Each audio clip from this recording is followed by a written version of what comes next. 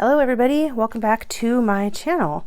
I have a lot of fun things to show you today and some different projects that I'm going to be completing that I want to tell you about. But first I'm going to show you some of these new papers that are now available with Stampin' Up. I placed my order and I got these in and I'm so excited to use them. These are 6x6 paper collections. This is the Brights 6x6 Designer Series paper, and look at how pretty it is. All these different colors. I'm just going to kind of spread them out so you can see. You get quite a bit of each paper. Let's see, you get 1, 2 of each design, and they're double-sided. But there's a lot of paper in here. Look how fun those are.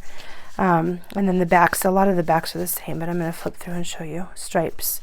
And then the backs of these are going to be the circles. So I'll just kind of continue to flip through as I talk. So I got this set. I'm going to use this today.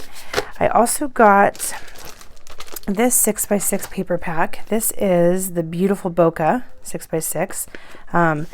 These are also beautiful, nice bright colors. I can kind of flip through. Lighter colors. You've got some brights, yellows, blues. This one you get 1, 2, 3, 4, 5, 6, 7, 8 of each paper. They are also double-sided. So let me flip it over and flip you through the back. So this is more of a watercolor on the other side, different ones. So I'm also going to be choosing a paper from this pack today. I got the Toadstool Gardens 6x6. I won't be using this today. Oh, actually I'm using one of this. I'll show you papers in just a minute, but this has 1, 2, 3, 4, 5, 6, 7. This also has 8 of each design, double-sided. I'm going to be using the lavender, here's the backs,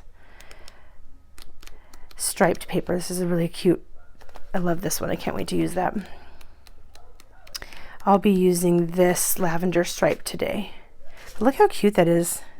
Little toadstools. Oh, so cute. So there's that one. And then I also got this 6x6 pack, the fruit salad pack. This will be really fun. I have some really old pictures of my kids. My one son dressed up as a monkey one year for Halloween, so I want to use the bananas. We went apple picking. I've got apple picking pictures. But on the flip sides of these are not fruit, so you can see as I flip through these that you have options on the back side. I'm using this paper today in my layout as well. I'm also using this paper today in my layout. So these paper packs are now available on Stampin' Up. My website is linked in the description below, so if you are interested in these papers, you can now go out and get yourself a pack of these papers. Today I'm going to be working on a challenge. I will link all this information in my description. The Scrapbook Generation has a Facebook group called SG Scrap Squad, and every year they do a challenge to get you to complete one layout a week, and they give you this PDF that you can print out so you can color in your stars for each week that you've done. And as you can see, I have not done any. They're on week 2 currently, so I'm going to do my week 1 challenge for you today. I'm just showing you this so I can color my square. There's something rewarding about getting to color something in when you're all finished. So that is what I'm working on. The challenge is to go to extremes. So the challenge is to use one photo or a whole bunch of photos, or to use some brand new papers or really, really old papers, or just one pattern paper, many pattern papers. It's kind of however you interpret it, but it's the extremes. So I am going to use one photo. You can see that I've kind of laid out my 5x7 photo template right here. And I'm going to use these 4 6x6 papers. And I'm going to show you my inspiration for this. Allison Davis posted this on her blog a while ago, but it was reposted. So you can't really see with that light there. She reposted it recently, and it's all using 6x6 squares without cutting anything down. So this is my inspiration. If you're not following her, you should. She is amazing when it comes to sketches and how to reinvent them if you don't have the exact same things that she used. So that is what I'm gonna base my layout off of today. So I went through the paper packs I just showed you, and I found these 4 papers that go with this photo. Let me show you the photo that I'm doing today. This is my daughter, Taylor. She's 16, and we recently went to the Grand Canyon, and she just loved it. You can see her camera here. Every member of my family has a camera because I'm a photographer and pictures are important to us. So I took this one on my phone, but she was just enamored by the sunset. And so I pulled those out, and I wanted to go with the more subtle colors to really let the sunset in this photo pop. I'm going to leave these 6x6 papers just as they are, but I am going to do some inking around the edges of the papers and some ink blending on my background paper here, my base layer. So that's what I'm working with today. I'm going to start by doing some ink blending on my base layer, and I'm going to keep it with these neutral colors. So I'm going to stick with browns and maybe a little bit of blue to tie in the sky to really make these papers pop off the page. I went ahead and tested a whole bunch of different color inks on a scrap piece of paper, and I decided that blue was going to be my favorite. So I'm pulling out, this is an old, close to my heart, it's called Heavenly Blue. I found this at a garage sale. This is, you see the packaging, the top of this has these dots on it. This is a really old ink pad, but she was selling them for cheap, and they actually still really work really well. So what I'm going to do is just get a little bit of ink on my brush. I'm going to pull out a piece of scrap paper here off to the side, and I'm just going to do some ink blending on each of the corners. So I'm going to start down here at the bottom. I'm going to put some ink on my brush, and I'm going to kind of dab it off over here a little bit. Oh, not quite enough.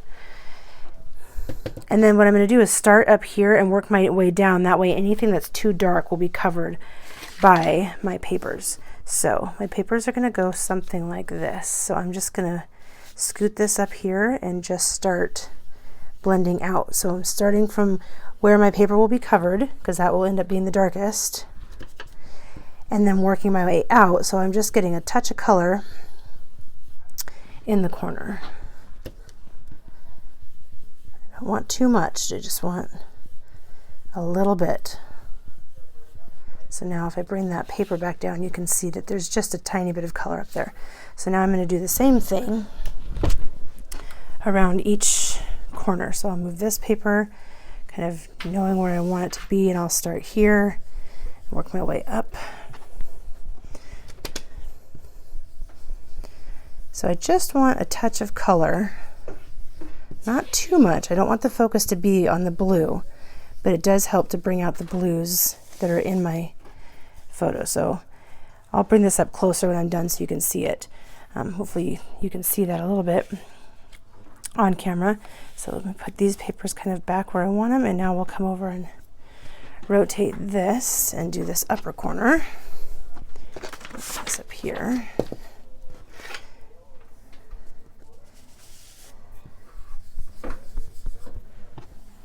So you can see I'm really not inking up this brush a whole lot. I could put a little bit more on it, but I don't want to overdo it. I can always go back and add more ink, but once you've put it down, you can't pick it up again.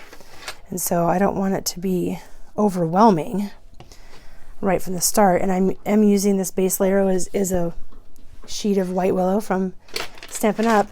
And when I use the nice white willow base layer, I don't want to mess it up and have to pull out another one.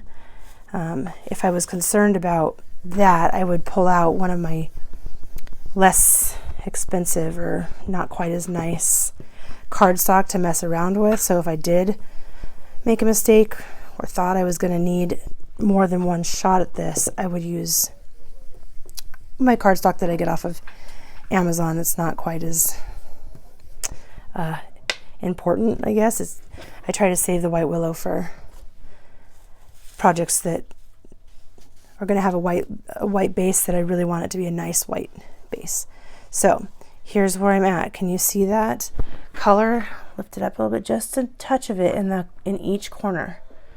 And I feel like it really kind of brings out the blue. I may add a little bit more. When you put ink on your base layers, it does dry lighter than what you put it on. So when I come back to this in a few minutes, it may be too light and I may end up adding a little bit more. But what I'm going to do in the meantime is put this away, and I'm going to ink the edges of my papers. So I'm going to bring in my nifty box here. I use this because my brush is this ink blending tool that I use. Sometimes the foam from the sponge kind of flakes off a little bit, and I don't want it to land on my layout, and then when I go to brush it off, have it leave a ink mark behind. So I do all of my inking and splattering and whatnot inside of this box so that I know that I'm not going to make a mess of my layouts while I'm creating. So I'm just going to kind of pull these out one by one, and I'm going to ink up my blending brush here. And this is Barn Red. This is an older close to my heart color, and the reds, the brownish neutral tones in the Grand Canyon, if you've ever been there, are actually kind of red, especially in the photo. So I found this Barn Red that is more of a brown with reddish tones, and that I think will really make this stand out. So I'm going to ink the edges. There's a couple ways you can do this. I just ink up my blending tool here and kind of swipe from the top down like this, and that's how I go about inking up my edges. You can get to the other side and I'll show you. You can go straight across like this. Doesn't give you as much of a border that you can see, but that is one way to do it. I'm going to continue around like this so that they match, but while I'm doing this I can show you some of the variations of how to get it done. So I just kind of take my time and make sure that I go nice and smooth top to the bottom just to make them all cohesive. Okay, the other thing you can do is take your entire ink pad and you can use that to swipe along your edges. And you can, that also does a thin border, and if you're careful you can do the same thing and swipe like this. I'm not real careful, or I am careful, but I'm not real steady with my hands, I guess, and when I do that I never get it quite right. So I'm just going to stick with my blending tool because that seems to work the best for me.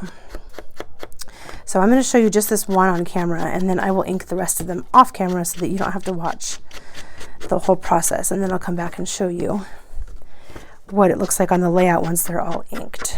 So this picture we took, this is at the very end of our day at the Grand Canyon, and we had taken the shuttle to the spot where the sunset is supposed to be, one of the better places to watch, and we got there fairly early and we had to wait because we wanted to get a good spot, and the sunset did not disappoint. It was raining farther away from us, and so you can see in the clouds some rain streaks, but it made the skies really pretty gray, but it didn't block the sunset, and Taylor just wanted so many pictures of the sunset, and this is one of my favorites. It's the one photo that we selected to put on our digital frame that runs downstairs so I get to see it all the time, and it's one of her favorites. She just looks happy, and she for a little while changed her profile picture to this picture. So I always know I've taken a good picture if she changes her profile picture. So here is that.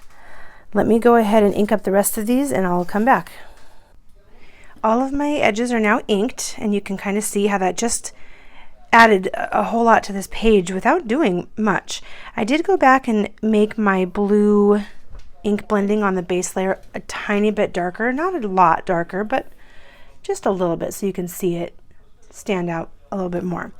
But I'm going to go ahead, I'm going to actually bring in my Wink of Stella markers. I've found 4 colors that kind of coordinate well with the colors I've chosen here, and I'm going to do some splattering as well that will kind of mimic the splatters you see on here, that will tie in these colors even further onto my base layer. So I'm going to go ahead and take all of this off. I also noticed that when this printed with the border, the paper must have gone through kind of sideways because the border is very thin on this side. I thought about trimming it off, but when all is said and done, I don't think it's that big of a deal, and I don't want to waste cardstock to cut off the white border and then remat the photo when it really isn't all that big of a deal. So I'm going to bring my box back in. I was already kind of playing with these markers, and you can kind of see down here on my table it went through my paper and got messy, but that will wipe off.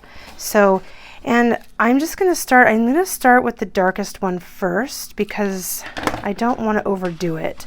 I'm going to bring in one of my acrylic stamp blocks here, and all I'm going to do is squeeze some of this ink. This Wink of Stella has some glitter in it, and when you draw with it, it comes out. You can really see it, but I'm just going to squeeze this paint pen and get some extra of the ink, the paint, if you will, onto my ink block. I don't need too much because this is a very dark color, but there you can see I've got some. And all I'm going to do is take another marker and I'm going to just tap this. I tap this one onto this one to try to minimize where the splatter goes. If I do it the other way, it kind of goes everywhere. So I'm just going to kind of tap it. The more ink you put on it, and the harder you tap, the bigger the spots will be. And I really do want some bigger spots, but I'm not sure I want real big spots, splatters of the, oh, there we go, of the dark ink. So this one I may just do kind of in the middle so I can test it before. Yeah. And I'm just going to go around kind of the edges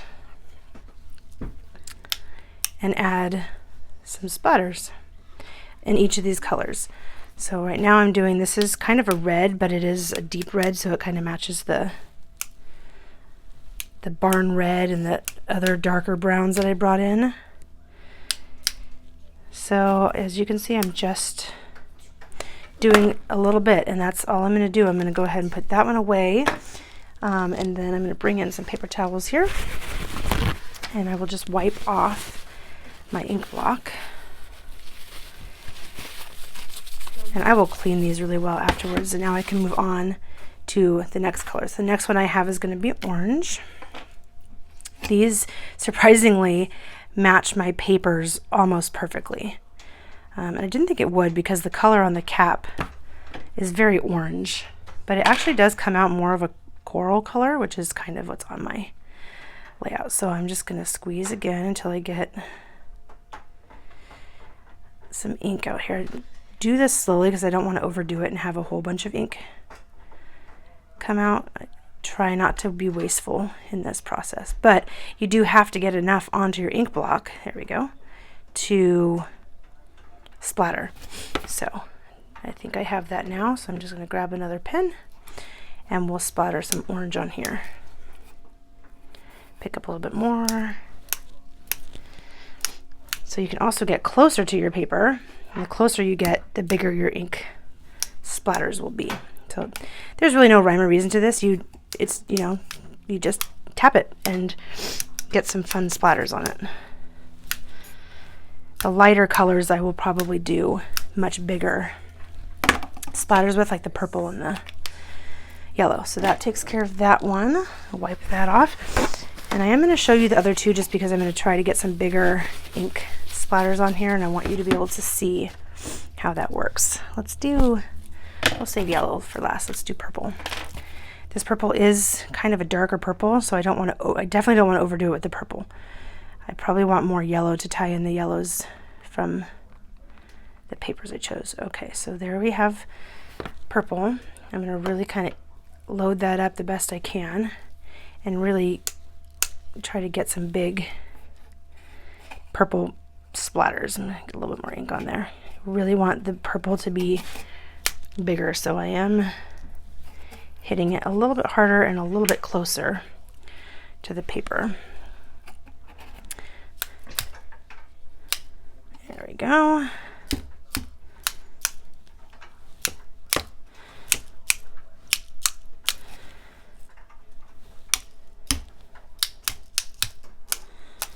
Okay, I think that will be good for the purple, and then the last one I'll do is the yellow, and that should brighten everything up a little bit. And then when you put your papers back on, it just adds a little bit of color. A lot of this will end up being covered because of, you know, my 6x6 papers I'm using take up a good amount of space, but you still will see this.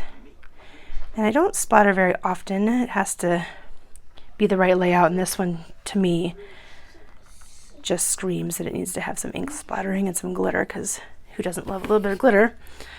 Okay, so I've got that loaded up again. You can also just tap this on your finger if you want to, but there's lots of different ways to do this. So I'm just gonna go through and add yellow. Sometimes you can even pick up a whole lot and just kind of let it drip onto your paper if you really want big spots on it. I'm not gonna do that for this one. You can even just, you know, put brush marks on it. Whoops, that's a good thing that's behind my papers. Again, I'm not real picky about this. I wanted to add some color. I'm not real particular about how this goes. It's definitely meant to be kind of a random splattering, so I don't want to put too much effort into making it look not random, if you will, because it kind of defeats the purpose for me. Okay, I'm going to call that good. Wipe off my ink block here. And these markers dry fairly quick. I am going to give this just a few minutes to dry, and then I'll bring back in my papers. Okay, let's bring back in these papers, and you can see how this comes together, and then we can start bringing in some embellishments. So I think I'm going to rotate that so a little bit of the purple is showing. And then I'm going to put this one back over here, the yellow one back over here, and the purple one down here. And then I'll rearrange them as I get my photo back on. So that's going to go right here. And I actually think I like it better. No, I think I like it better like this. So you've got some purple showing up there, and then you've got your yellow and the purple down here. And I'm going to offset my picture just slightly, and I'll show you why in just a minute. I did a print and cut, and I also did a cut for a title. Let me bring those in. So here's my title. It's going to say Sunset Junkie. And I just did a cut with an offset. So I did the offset in the brown color, and I did the regular cut in the blue. And I do have the dots for the J and the I, but I'll bring those in later because I don't want to lose them. And I think it's going to go something like that. And then I did this cut. I tried to cut it so that I could layer the yellow piece on top of the same brown piece, but these little letters my Cricut had a really hard time with, so I went ahead and did a print and then cut, and I went ahead and inked the edges in the same ink to tie it all together. I actually think the color came out pretty close, but I was going to slide that in here like this, and that's why I'm going to scoot this picture over so that it lines up with this purple piece of paper. So it'll go something like this. And then I've gone through my stash of various items and found different things. I have this epic, these are just like paper pieces. I have that. I have one that says Beautiful Day, which I like. This one says Amazing Times. So I'm just kind of bringing in a bunch of things. This one says Incredible Experience, which this was a trip to the Grand Canyon. We had never been before, and all of us were just in awe. If you haven't been to the Grand Canyon, it's definitely something you should put on your bucket list. I also have this one that says Moments to Shine. However, it's on like a green colored paper, and I don't have any of that in my layout, so I probably won't use that one. This one says It's Time to Shine, but again, that color isn't really in here, so I probably won't use that. I also have some stickers. I have this sticker that has this sunset sticker. This is from Echo Park subscription kit that I get every month. I haven't used any of it yet, but I was thinking about using that sunset picture. It also has this What a Lovely Day and this Enjoy Every Moment, which is very similar to this brown color, so I'll probably bring that in at some point along with some of these hearts or stars. I'm not sure. I might just leave it since I have all the splatters behind it. So I'm going to go ahead and kind of play around with these embellishments, and then I will get most of this stuck down. I've been messing around with embellishments for quite some time now and thought I'd come back and show you. So this turned out to just be too much, I think. So I have it pulled off to the side, and I pulled off this sticker from the sticker sheet that I showed you earlier. I used my anti-static pouch here to remove some of the stick off the back so I can play around with it.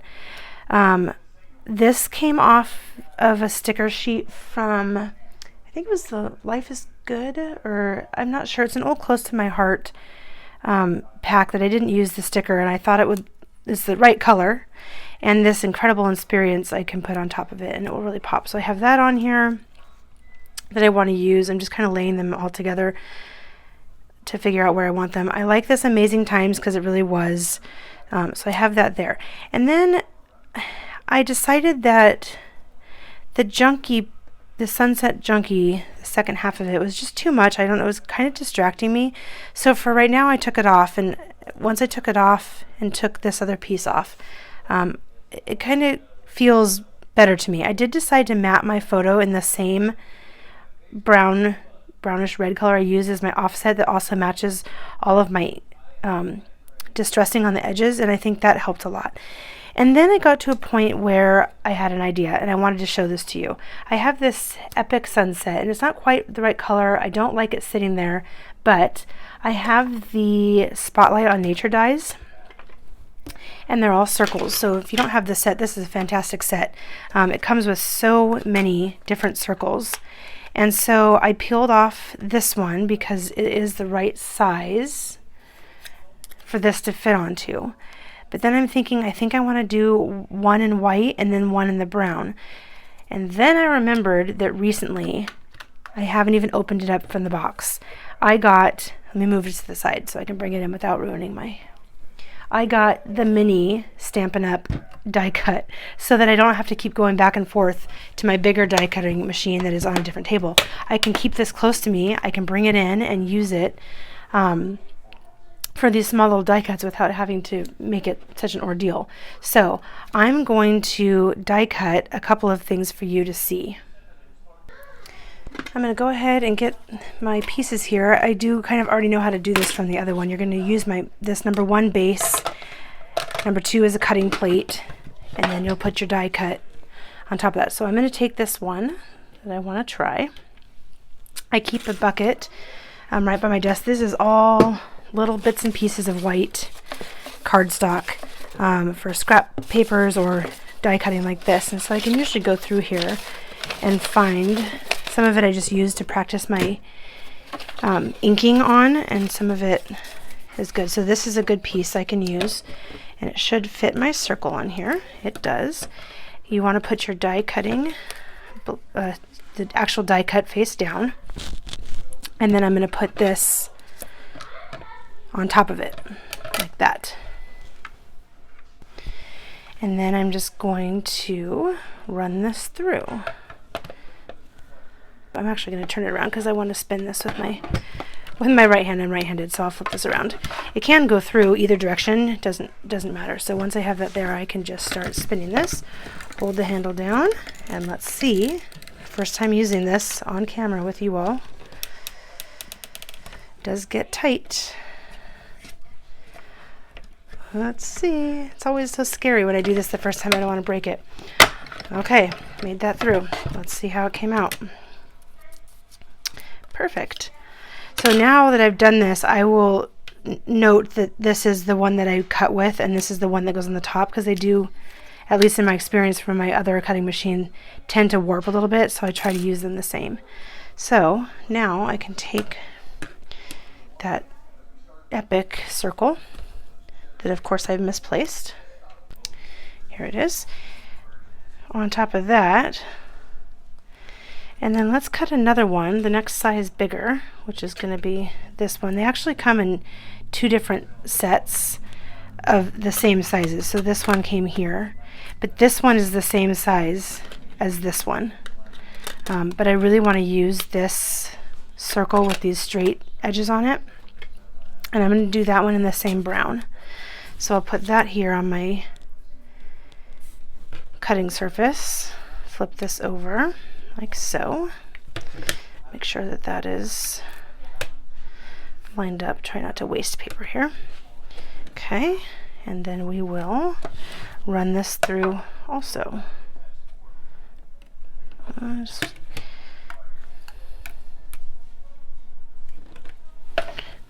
that through and go. There we go. This is much easier than using the big, huge cutting plates with these dies that are smaller. It's just so much simpler to do it this way. So let's see if I layer that on top of there. Okay, I think that's cute.